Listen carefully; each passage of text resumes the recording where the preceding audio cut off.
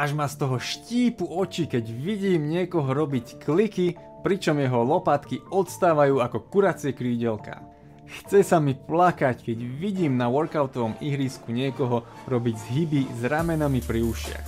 Nadišiel čas zastaviť tento bullshit a prebudiť tvoje lopatky z dlhoročnej kómy a dostať tvoje ramená opäť do bezpečia, aby ti mohli slúžiť až do konca života.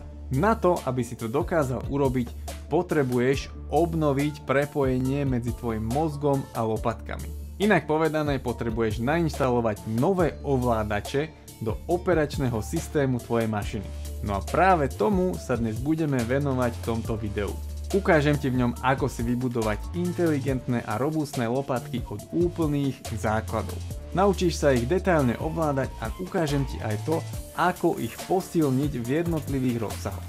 Až keď budeš vedieť vedome ovládať pohyb svojich lopatiek a oddeliť ho od pohybu ostatných častí tela, budeš mať oveľa lepšiu kontrolu nad svojim celkovým pohybom a hlavne budú tvoje ramená v bezpečí aj dlhodobo. Ak si pripravený, poďme rovno na to. Prvá vec, ktorú sa potrebuješ naučiť, sú základné 4 pohyby lopatiek a budeme ich robiť v pároch, čiže to budú iba 2 pohyby, ale v 2 rôznych pozíciách.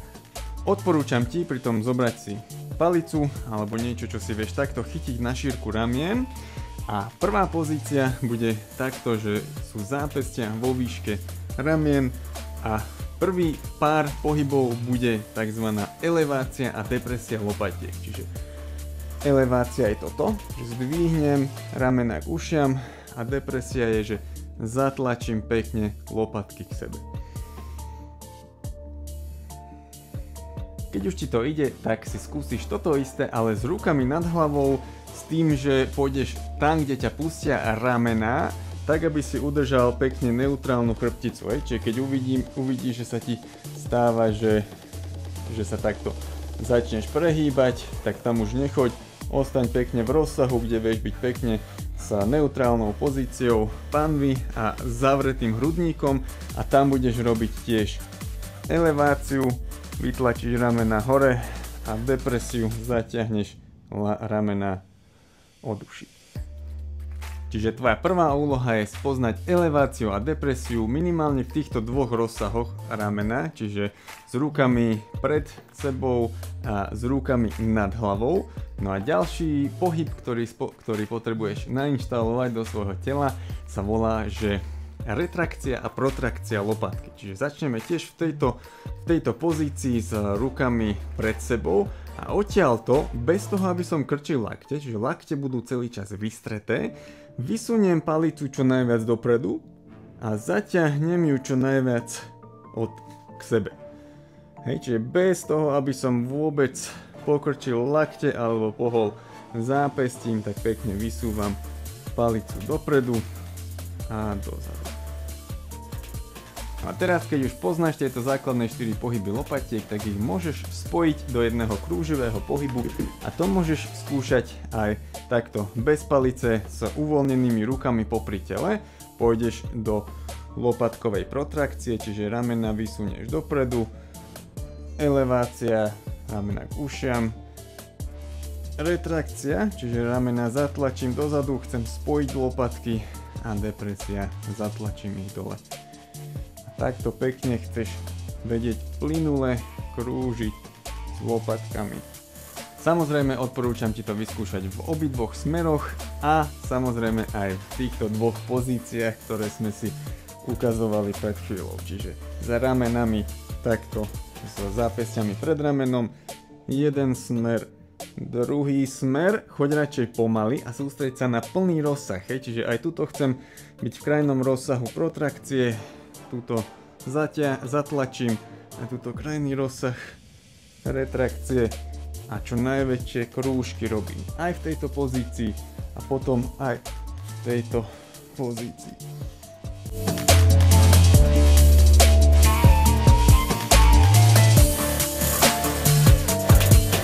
Teraz keď už poznáš tieto 4 základné rozsahy lopatiek a vieš ich nejakým spôsobom ovládať, tak ďalší krok je, že ich zaťažíme. V prvom kroku ti ukážem, ako zaťažiť protrakciu lopatiek, a to je veľmi jednoduché, vo forme obyčajného podporu. Môžeš začať takto v pozícii na kolenách, zápestia budú priamo pod ramenom, ukazováky pekne smerujú dopredu, mierne rozťahnuté prsty a teraz odtiaľto spravím depresiu, hej, to bude vždy, čiže ramená tlačím od uší, aby som dostal ramená do bezpečnej pozície a odtiaľto s dlhou chrbticou, hej, čiže ťahám stále temeno hlavy od kostrče čo najďalej a odtiaľto budem iba spúšťať lopatky, hej, keď uvoľníš, tak gravitácia ťa stiahne do retrakcie a ty budeš proti nej bojovať a zatlačíš ramená do protrakcie. Uvoľníš, vytlačíš. Stále chcem mierne napätie v bruchu, hej, čiže nechcem sa takto úplne spustiť, ale chcem držať aktívne brucho a čo najviac izolovať ten pohyb do lopatky. No a keď už ti ide táto základná varianta, tak sa posunieš do klasického chrobáka, čiže zdvihneš kolena zo zeme a ideš. Ramena stále v depresii, to znamená zatlačené od uší, lakte stále dopnuté, ideálne aj vytočené lakťové jamky dopredu, aby si vytvoril krút v ramenách a pekne ich zasadil na svoje miesto. A tomu všetkému protrakcia aktívna, podržím 3 sekundy, spustím a ak už mi aj toto ľahké, tak sa posuniem do plnej pozície kliku a robím tzv.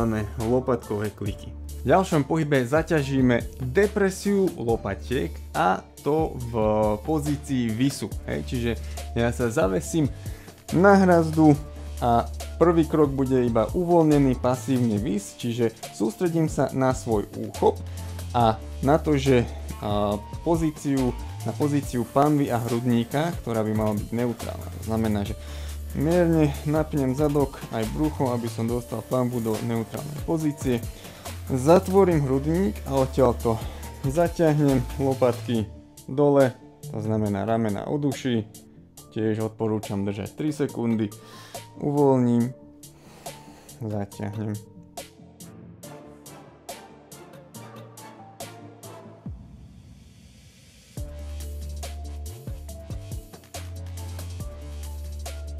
V ďalšom kroku zaťažíme retrakciu lopatiek, čiže spájanie za chrbtom a najľahšie je to urobiť v tejto pozícii, čiže v zápestia pred ramenom. No a k tomu budem potrebovať nejaký závesný systém, môj obľúbený sú kruhy a na stupňovanie náročnosti mi bude slúžiť vlastne pozícia môjho tela. Čím viac som kolmu na zem, tak tým to bude ľahšie, hej, čiže tuto v tejto pozícii to bude veľmi ľahká záležitosť.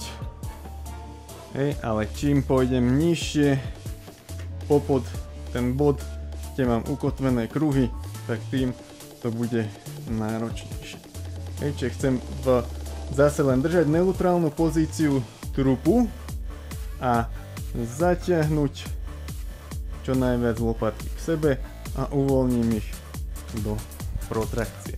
No a do štvorice eleváciu lopatiek odporúčam posilňovať v pozícii dole hlavou, to znamená, že buď celkovej v stojke o stenu, alebo môžeš použiť aj takúto pozíciu striežky, čiže dáš sa do tejto pozície a chcem čo najviac zadok posunúť hore nad hlavu, čiže dám sa aj na špičky a teraz odtiaľ to budem vytláčať lopatky a spúšťať ich dole.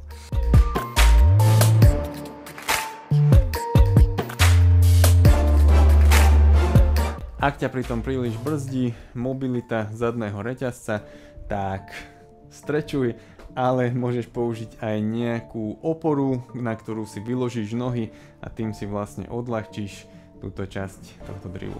No a samozrejme, ak ti to ide, tak to môžeš robiť aj priamo v stojke dolu hlavou o sten.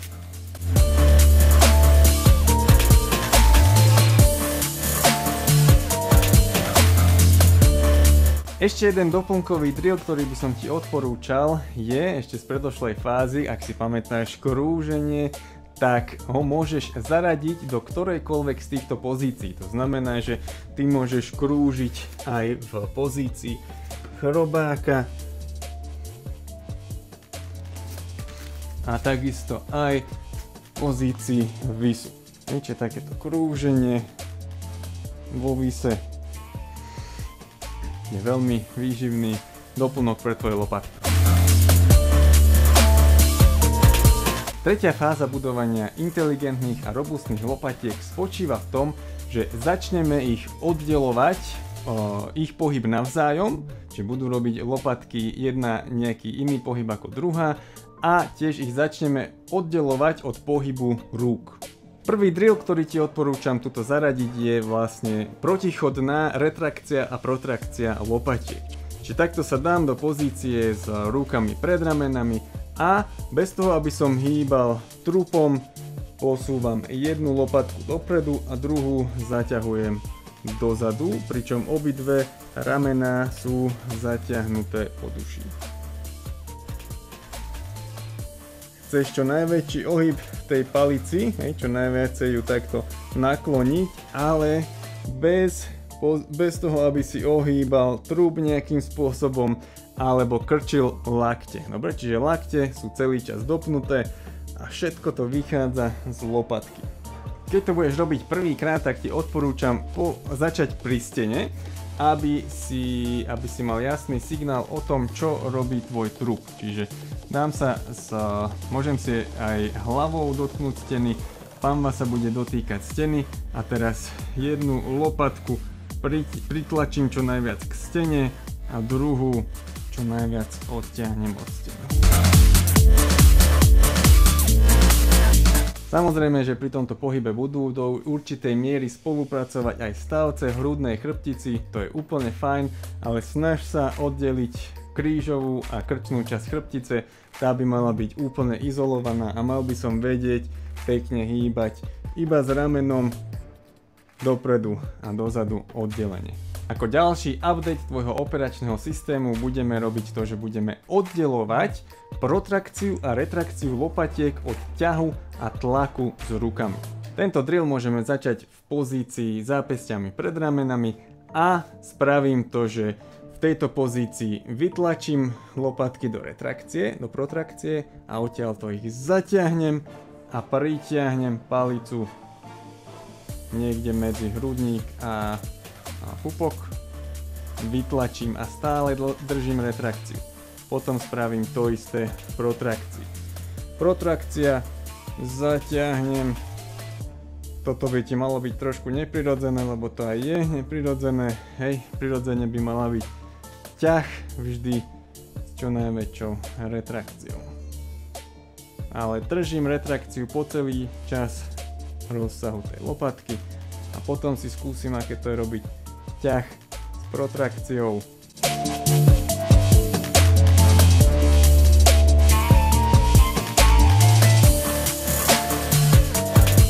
Takže, kámo, ak si odnesieš z tohto videa len jednu vec, nech je to toto.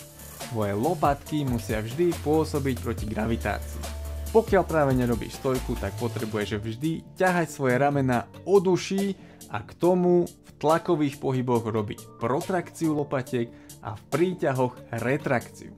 Toto je kľúč k tomu, aby tvoje ramená boli nielen silné, ale aj dlhodobo zdravé. No a toto je jedna z prvých vecí, ktoré potrebuješ ako pohybovec zvládať, ale je to iba začiatok tvojej cesty. Ak chceš, aby tvoje telo fungovalo ako dobre naolejovaná mašina s najnovším operačným systémom, musíš makať komplexne na celom tele. A presne s tým ti pomôžem v mojom členstve Klub pohybovcov. Tam nájdeš rôzne tréningy a pohybové výzvy a jednotlivé drily, ktoré nainštalujú nové ovládače do celého tvojho tela, nielen do lopatiek. Vďaka tomu si vybuduješ inteligentné telo, ktoré sa prispôsobí čomukoľvek a ktorému môžeš plne dôverovať, nech už robíš hocičo. Takže klikni si teraz na odkaz v popise tohto videa a pridaj sa do klubu pohybovcov a poď so mnou budovať inteligentné a robustné telo od základov.